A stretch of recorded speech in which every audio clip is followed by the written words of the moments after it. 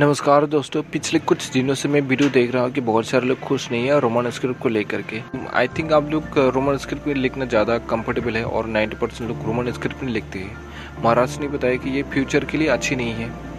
उन्होंने बताया कि आप लोग बहुत पीछे है बाकी कम्युनिटी के साथ कंपेयर करें तो।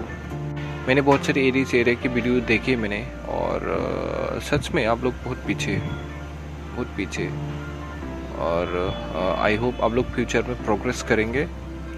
और मुझे एक भाई ने कमेंट किया है कि इनका नाम है लाइव डेवर। उन्होंने बताया कि थैंक यू सर, रोज़ बनाओ त्रिपुरा के बारे में वीडियो।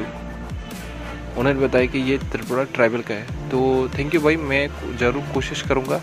और आप लोग मुझे बताइए, जो लोग कमेंट करते रहते हैं, क्या मैं आप लोगों का नाम भी मेंशन करूँ।